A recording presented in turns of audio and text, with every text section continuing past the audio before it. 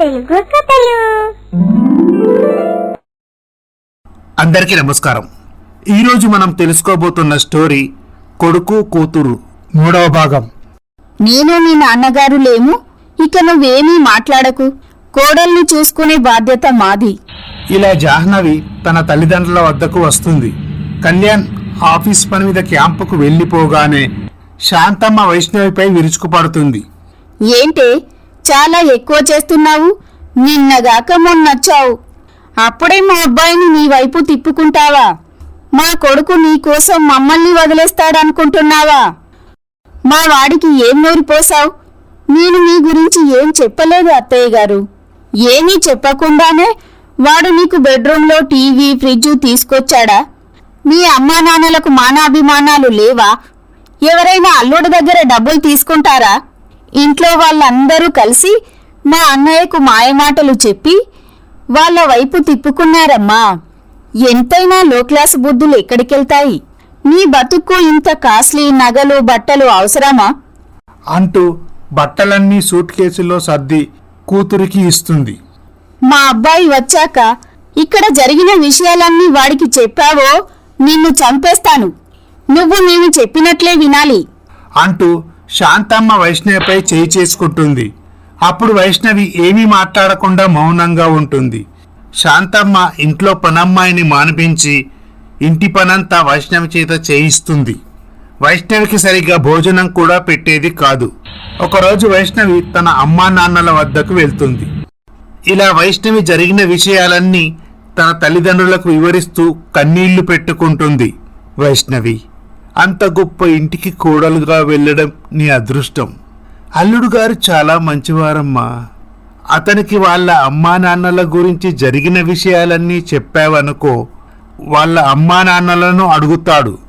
మళ్ళీ అల్లుడు గారు ఇంట్లో లేని సమయంలో మీ అత్త, మామ, ఆడపడుచు నిన్ను వేధించడం మొదలు పెడతారు.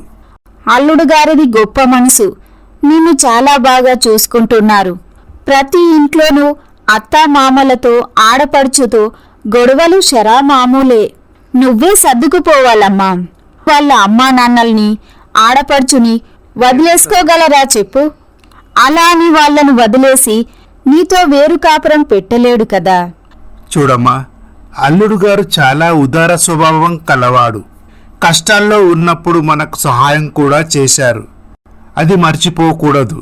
ఇక ఇంటి విషయాలంటావా, నువ్వు కొన్ని రోజులు సర్దుకుపోక తప్పదమ్మా. ఆడపిల్ల పెళ్ళయ్యాక కష్టమైన సుఖమైన అత్తవారింట్లో ఉంటేనే ఆ స్త్రీకి సమాజంలో గౌరవం ఉంటుంది అని కూతురుకు సర్ది చెప్పి లక్ష్మమ్మ, రామయ్య కూతురుని అత్తవారింటికి పంపిస్తారు. ఇక అప్పటి నుండి వైష్ణవి మౌనంగా ఉండేది. ఇక ఇది అదునుగా భావించి ఇటు శాంతమ్మ, జాహ్నవులకి వైష్ణవి ఏ పని చేసినా నచ్చేది కాదు. కావాలనే గొడవ పడేవారు. ఈ విధముగా జరుగుతుండగా కళ్యాణ్ క్యాంపు నుండి ఇంటికి వస్తాడు. వైష్ణవి చాలా నీరసంగా కనిపిస్తుంది. వైష్ణవి, ఒంట్లో బాలేదా? చాలా నీరసంగా కనిపిస్తున్నావు. ఒక్కసారి వెళ్ళి డాక్టర్కి చూపించుకో అంటూ డబ్బులిస్తాడు. ఇది గమనించిన శాంతమ్మ, జాహ్నవి వైష్ణవి వంటింట్లోకి రాగానే, ఏంటే, వాడు నీకు డబ్బులిచ్చాడు కదా, ఆ డబ్బులివ్వు అని శాంతమ్మ ఆ డబ్బులు తీసుకుంటుంది. ఇక నుండి ఇంట్లో ఖర్చులకు డబ్బులడిగి నాకే ఇవ్వాలి. అలాగే అత్తయ్య గారు. ఇలా ఒకరోజు వైష్ణవి కళ్యాణ్ వచ్చేసరికి పడుకొని ఉంటుంది. అదేంటి వైష్ణవి, ఈ టైంలో పడుకున్నావు? ఒంట్లో బాలేదా? చూస్తుంటే చాలా నీరసంగా ఉన్నావు.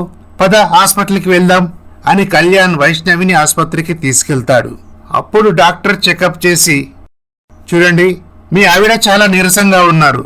బలమైన పౌష్టికాహారం ఇవ్వండి, అలాగే ఈ మందులు కూడా వాడండి. కళ్యాణ్ వైష్ణవికి డ్రై ఫ్రూట్స్, మందులు తీసుకుని ఇంటికి వస్తాడు. కళ్యాణ్ తీసుకొచ్చిన డ్రై ఫ్రూట్స్, నట్స్ శాంతమ్మ తన గదిలోకి తీసుకువెళ్తుంది. శాంతమ్మ కావాలనే వైష్ణవితో గంటకి ఆ కూర వండు, ఈ కూర వండు అంటూ ఏదో ఒక పని చెబుతూనే ఉండేది. వంటలు సరిగ్గా చేయడం లేదని ఒకరోజు వైష్ణవి చేతిపై వాత పెడుతుంది. ఆ రోజు సాయంత్రం కళ్యాణ్ ఇంటికి వచ్చాక, వైష్ణవి, చేతికా గాయమేంటి? అది వంట చేస్తుండగా. నువ్వు వంట చేయడం ఏంటి? వంట చేయడానికి పని మనిషి ఉంది కదా. వంట మనిషి ఈరోజు రాలేదండి. అయితే వంట అమ్మని చేయమని చెప్తే సరిపోయేది. అత్తయ్య వంట చేస్తానంటే నేనే వద్దన్నానండి. అప్పుడు కళ్యాణ్ వైష్ణవి చేతికి మందు రాస్తాడు. ఇలా ఒకరోజు వైష్ణవి కూరగాయలు తీసుకొని వస్తుండగా తన స్నేహితురాలు రమ కలుస్తుంది. ఎన్నాళ్ళైందే నిన్ను చూసి. ఎలా ఉన్నావు? వైష్ణవి, నాదేముందే, నేను ప్రేమించిన అబ్బాయిని పెళ్లి చేసుకున్నాను. మా అత్తామామలు కూడా చాలా మంచివారు. వాళ్ళు నన్ను బాగా చూసుకుంటారు.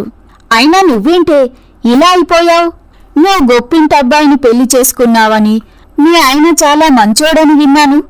మా ఆయన నన్ను ఇష్టపడే పెళ్లి చేసుకున్నాడు.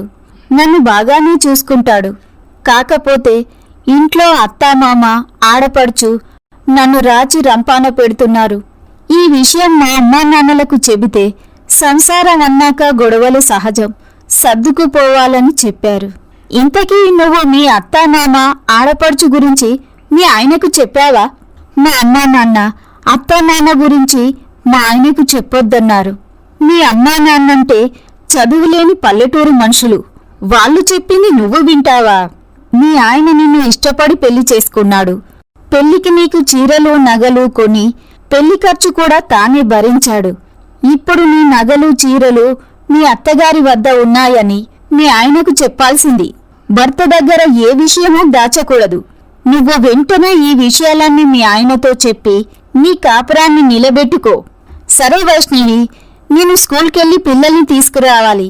మళ్ళీ కలుద్దాం అని చెప్పి రమ అక్కడ నుండి వెళ్తుంది. వైష్ణవ కూరగాయలు తీసుకొని ఇంటికి వస్తుంది. ఏంటే, కూరగాయలు తీసుకొస్తానని చెప్పి వెళ్ళి 2 గంటలవుతుంది. సూపర్ మార్కెట్ పక్కనే కదా, ఇంతసేపు ఏం చేశావు? ఊరంతా బలాదూరు తిరిగావా?